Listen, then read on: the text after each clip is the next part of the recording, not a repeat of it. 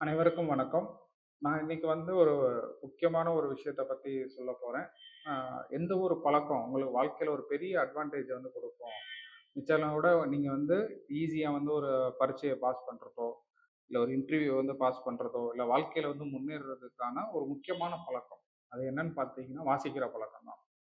So வாசிக்கிற பழக்கம் வந்து உங்களுக்கு என்னென்ன இதெல்லாம் குடுக்கும்?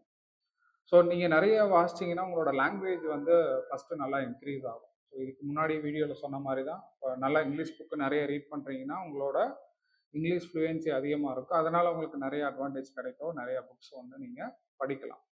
அது தவிர, இப்ப நீங்க டிஃபென்ஸ் போணும் அப்படின்னு நெனைக்கிறீங்க அப்படின்னா, அதிகாரி ஆகணும்னா, அது ஒரு தலைமை பண்புக்குரிய ஒரு பதவி. ஸோ இந்த மாரி தலைமை பண்புகள் நீங்க வந்து டெவலப் பண்ணணும்னாலும், வாசிக்கிற பழக்கம் உங்களுக்கு ரொம்ப கை கொடுக்கும்.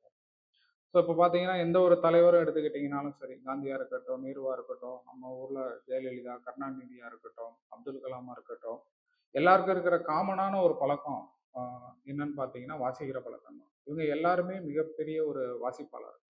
தினமும் வாசிப்பாங்க. ஓகே. ஸோ நம்ம வாசிக்கிறதுனால என்ன நன்மை கிடைக்கும்னா, நெறைய உலக அறிவு வந்து நமக்கு கிடைக்கும்.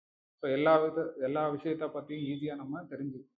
நெறைய விஷயங்கள் தெரிஞ்சதுனால, நம்மளால நல்ல ஒரு டிசிஷன் வந்து எடுக்க முடியும் லைஃப்ல. ஸோ நீங்க இன்டர்வியூக்கு போறீங்க, எஸ்எஸ்பிக்கு போறீங்க, எப்படி டிசிஷன் மேக்கிங் பண்றீங்க? எப்படி ஒரு விஷயத்த புரிஞ்சுக்கிறீங்க? எந்த அளவுக்கு உங்களுக்கு புத்திசாலித்தனம் இருக்கு? இது எல்லாமே வந்து வாசிக்கிறதுனால நமக்கு வந்து டெவலப் ஆகக்கூடிய ஸ்கில்ஸ்.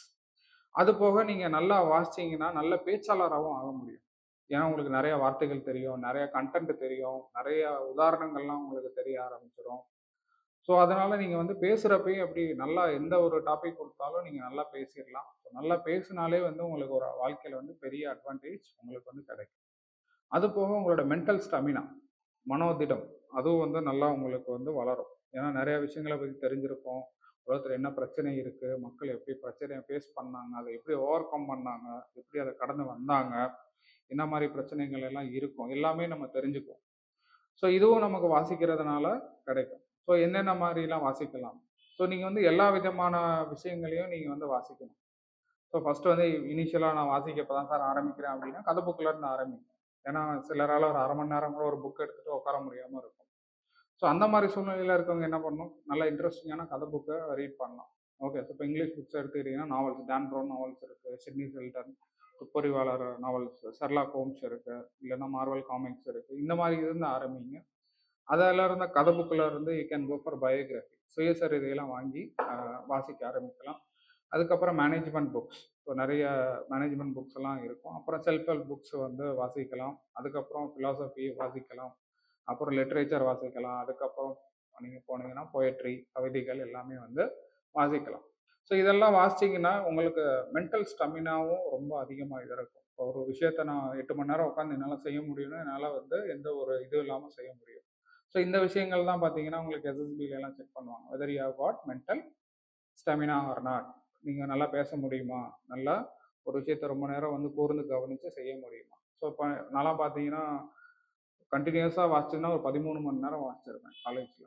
ஸோ காலேஜ்ல வந்து நான் எல்லா எக்ஸாம்ஸும் நான் ஈஸியா கிளியர் பண்றதுக்கு காரணம் முக்கியமான காரணம் வந்து வாசிக்கிற பழக்கம் தான். ஏன்னா வாசிச்சதுனால என்னோட இங்கிலீஷ் வந்து இம்ப்ரூவ் ஆகும். ஜெனரல் நாலேட்ஜ் வந்து இம்ப்ரூவ் ஆகும்.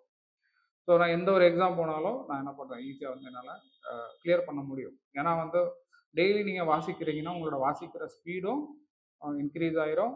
கிரகிக்கிற ஸ்பீடும் இன்க்ரீஸ் ஆயிரும்.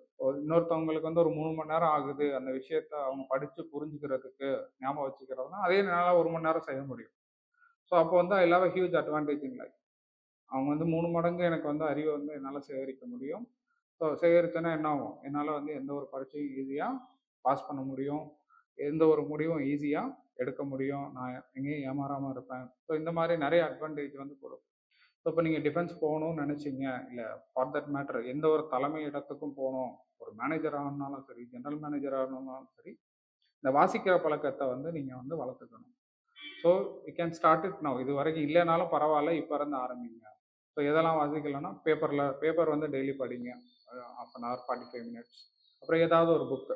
15 நாளைக்கு ஒரு புக்கு படிங்க. இப்போ காலேஜ்ல இருக்கீங்க அப்படின்னா, தாராளமா நீங்க வாரத்துக்கு ஒரு புக் வந்து படிக்கலாம். இப்ப நான்லாம் ஹாஸ்டல்ல இருந்தேன். ஹாஸ்டல்ல பார்த்தீங்கன்னா, பசங்க வந்து நெறைய புக்ஸ் வச்சிருப்பாங்க. லைப்ரரியில புக்ஸ் இருக்கும். ஸோ எந்த ஒரு புக்குமே பார்த்தீங்கன்னா வந்து காலேஜ், ஸ்கூல் படிக்கிறப்போ விலை கொடுத்து வாங்கியிருக்க மாட்டேன். எல்லாமே லைப்ரரியிலேருந்து எடுத்திருப்போம், இல்லை ஃப்ரெண்ட்ஸ்கிட்ட வாங்கி படிச்சிருப்போம். ஹாஸ்டலில் யார்கிட்ட புக் இருந்தாலும் சரி வாங்கிட்டு ஒரு 1 வீக்கில் படித்து கொடுத்துருவோம். ஸோ பொன்னியின் செல்வன் புக்கெல்லாம் பார்த்தீங்கன்னா ஒரே வாரத்தில் படித்து முடித்தோம். 5 பாகத்தையும் ஒரு 5, 6 பசங்க சேர்ந்து ஆளுக்கு ஒரு பாகமாக படித்து முடித்தோம். ஸோ அந்த அளவுக்கு உங்களுக்கு வந்து ஸ்பீடு இருக்கும். ப்ளஸ் ஒரு விஷயத்த புரிஞ்சுக்கிற சக்தியும் உங்களுக்கு வந்து அதிகமாக இருக்கும். அதுதான் காம்ப்ரிஹென்ஷன் அப்படின்னு சொல்லுவோம். ஸோ ஸ்கூல் காலேஜெல்லாம் பார்த்துருப்பீங்க, ஒரு பேராகிராஃப் கொடுப்பாங்க, அப்புறம் அதில் சில கொஸ்டின்ஸ் இருக்கும், அதுக்கான ஆன்சர்லாம் பண்ணுவீங்க. ஸோ இது பார்த்தீங்கன்னா எல்லா எக்ஸாம்ஸ்லேயும் இந்த கொஸ்டின் ஒன்று வச்சுருப்பாங்க. ஸோ காம்ப்ரிஹென்ஷன்னா ஒரு விஷயத்த நம்ம எந்த அளவுக்கு கரெக்டாக புரிஞ்சுக்கிறோம், எவ்வளோ சீக்கிரம் நம்ம கிரகிச்சுக்கிறோம், அதை நம்ம அனாலிசிஸ் பண்ணி ஒரு ஆன்சர் கொடுக்க முடியுதா இல்லையா. ஸோ இது வந்து ஒரு ரொம்ப முக்கியமான ஒரு அடிப்படையான ஸ்கில். இந்த ஸ்கில் வந்து காம்ப்ரிஹென்ஷன் ஸ்கில் வந்து எப்போ டெவலப் ஆகும்னா நீங்கள் வாசிக்கிறப்ப தான் டெவலப் ஆகும். நீங்கள் வந்து டிஃபென்ஸ் போகணும்னு நினைக்கிறீங்க, நீங்கள் ரன்னிங் போகிறீங்க, புஷ்அப்ஸ் எடுக்கிறீங்க, புல்அப்ஸ் எடுக்கிறீங்க, எல்லாமே பண்ணுறீங்கனாலும் இந்த ஸ்கில் இருந்தால் தான் நீங்கள் வந்து ஆஃபீஸராக வந்து செலக்ட் ஆக முடியும். அதுதான் என்ன சொல்லுவோம், எஃபெக்டிவ் இன்டெலிஜென்ஸ்ன்னு சொல்லுவோம். இதில் எஸ்எஸ்பி செலெக்ஷன் சொல்லுவாங்க. ஸோ இது டெவலப் ஆகணும்னா கண்டிப்பாக நீங்கள் வந்து வாசிக்கணும். ஸோ டெய்லி 1/2 மணி நேரமாவது மினிமம் வாசிங்க. மேக்ஸிமம் 3 to 4 ஹவர்ஸ் டெய்லி வாசிக்க முடிஞ்சால் வாசிங்க, இல்லை என்டையர் டே கூட நீங்கள் வந்து வாசிக்கலாம். ஸோ இதனால உங்கள் வாழ்க்கையில் வந்து ஒரு மிகப்பெரிய வந்து ஒரு அட்வான்டேஜ் இருக்கும். You can trust me on this. Thank you.